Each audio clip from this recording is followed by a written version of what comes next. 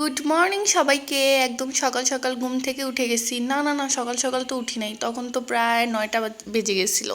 তো যাই হোক, সকালে ঘুম থেকে উঠে গেছি, উঠে দেখলাম যে আকাশটা অনেকটাই মেঘলা, কারণ হচ্ছে গত রাতে অনেক বেশি বৃষ্টি হয়েছিল। তো এই বিছানাটা আগোছালো হয়ে আছে, সুন্দর করে বিছানাটা গুছিয়ে আমি চলে যাব ফ্রেশ হতে। আর এই যে দেখতে পাচ্ছেন, আমি ফ্রেশ হতে চলে আসছি। তো এই টি শার্টটা আমি পরছিলাম, তো পরে ভাবছিলাম এটা আমার হাজব্যান্ডের টি শার্ট, পরে শুনে এটা নাকি আমার বাসুরের টি শার্ট।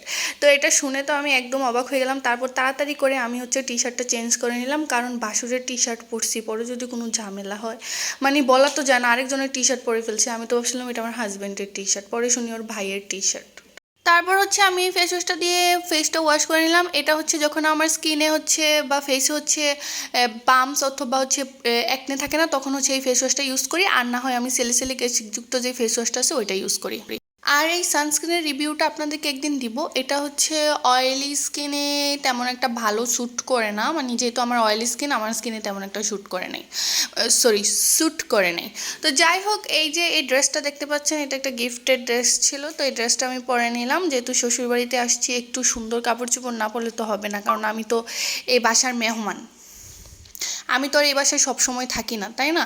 যেহেতু মাঝে মাঝে আসি, সেহেতু আমি এই বাসার মেহমান। আর যেহেতু রাতের বেলা বৃষ্টি হয়েছিল, তাই সব কাপড় চোপড়গুলো ছাদ থেকে এখানে রাখা হয়েছিল। তারপর আমি নিচে চলে আসলাম। আসার পর দেখলাম যে মুরগিগুলোকে খাবার দেওয়া হয়েছে। তো আমার শাশুড়ির মুরগিগুলো আপনাদের সাথে শেয়ার করে দিলাম। আর ওই পাশে একটা বিড়াল বসেছিল, ও বসে বসে মুরগিদের খাওয়া দেখতেছিল। তারপর রুটি বানানো হয়েছিল, এখন রুটি খাবো। তো রুটি খাওয়ার জন্য ডিম ভাজি করে নিচ্ছি। তো ডিম আমি পেঁয়াজ দিয়ে ডিম তেমন একটা ভাজি ভালো ভাজি করতে পারি না, কেমন জানি নষ্ট হয়ে যায়, ভেঙে যায়। কিন্তু ওই দিনের ডিমটা ভালোই মোটামুটি ভাজি করছিলাম, ভাঙিনি, উল্টাইতে গেলে ভেঙে যায় আর কি। তো যাই হোক, আমি তো রুটি খেতে তেমন একটা পছন্দ করি না, তো কি আর করব, অনেক কষ্টে রুটি খেয়েছি, কারণ সকালবেলা তো আর সবাই ভাত খায় না আমার মতো, তাই না? তো ভাত থাকেও না, ভাত রান্নাও করা হয় না, একদম দুপুরবেলা ভাত রান্না করা হয়। আর এই যে দেখতে পাচ্ছেন পেঁপের বিচি, এগুলো পেঁপে খেয়ে রেখে দেওয়া হয়েছে, বিচিগুলো লাগিয়ে দেওয়া হবে পেঁপে গাছ ওঠার জন্য। তো এইগুলা খেয়ে আগের দিন রাত্রেবেলা খেয়ে রাখছে, তো তাই এগুলাতে পোকা উঠে গেছে।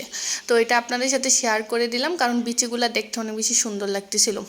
তারপর আমার মাদার ইন ল আমাকে এই পর্দাগুলো দিয়েছিল এখানে লাগানোর জন্য। আমি আর আমার হাজব্যান্ড মিলে এই পর্দাগুলো লাগিয়ে দিয়েছি। দেখুন তো কেমন লাগছে।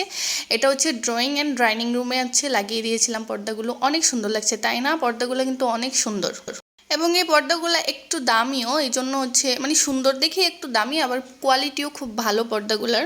যেগুলো আমার শ্বশুর ঢাকা থেকে নিজে গিয়ে নিয়ে আসছে অনেকগুলো পর্দা, রেগুলার ইউজ করার জন্য কিছু পর্দা আনছে, তারপর গেস্ট আসলে লাগানোর জন্য কিছু পর্দা আনছিল। তারপর নাস্তা করার পর আমি একটু চা খেয়ে নিলাম, কারণ চা না খেলে তো আমার চলেই না।